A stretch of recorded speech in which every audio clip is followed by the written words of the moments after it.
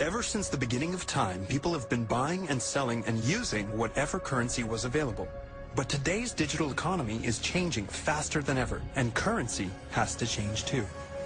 It is. Introducing Mint Chip from the Royal Canadian Mint, the evolution of currency. Money, as we know it, is fine for today, but tomorrow is a different story. Imagine a whole new breed of transactions that are smaller, faster, and virtually everywhere. That's where Mint Chip comes in. Mint Chip is currency in a digital form. Using a chip, you securely load value onto a smartphone, USB device, computer, tablet, or cloud. Maybe even some future device that doesn't even exist yet. Now you're ready to go. It's so easy that even a child can use it, especially for their allowance. Mint Chip is better than cash, since you can use it online. And merchants will easily and cost-effectively be able to offer digital content in the form of small and extremely small online transactions. Things like buying a song, a news article, or a nifty glow-in-the-dark laser for your favorite online game character. All for a few pennies. Virtual, of course.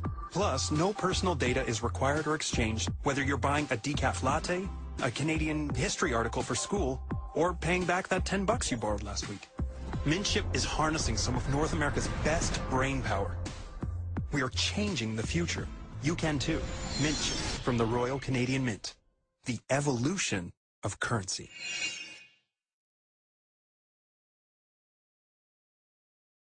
Attention citizens of the world, we are anonymous. We wish to get your attention, hoping you heed the warnings as follows. The world in which you live is built on lies. This is a warning for the humanity.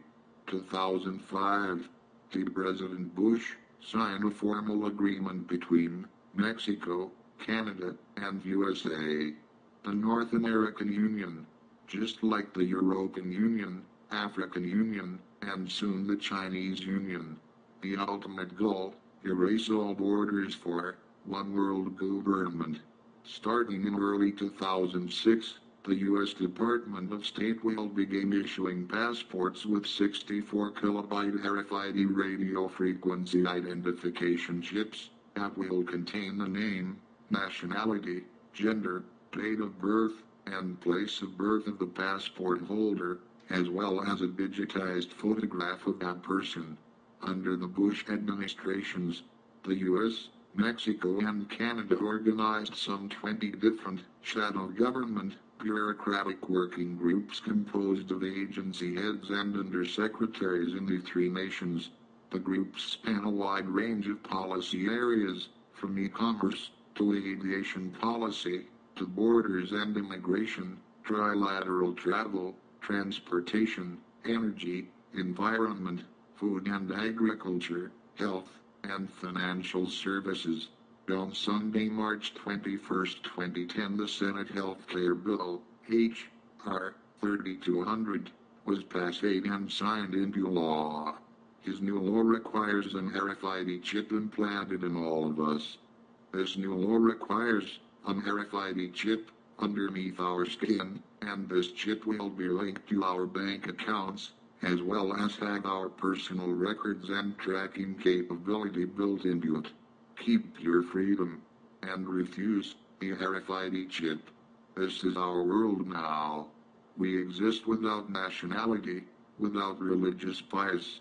We have the right to not be surveilled, not be stalked, and not be used for profit.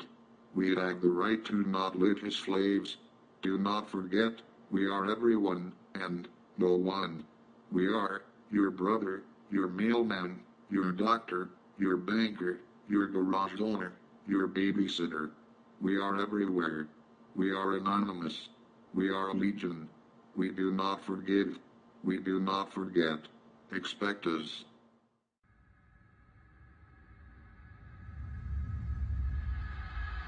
The ultimate goal that these people have in mind is the goal to create a one-world government run by the banking industry, run by the bankers, and they're doing it in sections. The European currency, the euro, and the European Constitution is one part of it. Now they're trying to do it in America with the North American Union. right? And they want to create a new currency called the Amero, right? And the whole agenda is to create a one world government where everybody has an RFID chip implanted in them. All money is to be in those chips, right? There'll be no more cash. And this is giving me straight from Rockefeller himself. This is what they want to accomplish. And all money will be in your chips.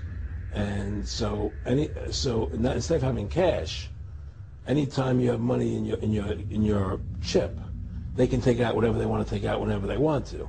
If they say you owe us this much money in taxes, they just deduct it out of your chip digitally. Total control. Total control.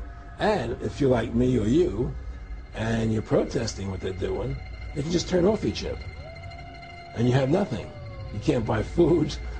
You can't do anything. It's total control of the people. And that chip's connected to a database that has your purchasing records, what you do, everything. Everything is in there, you know?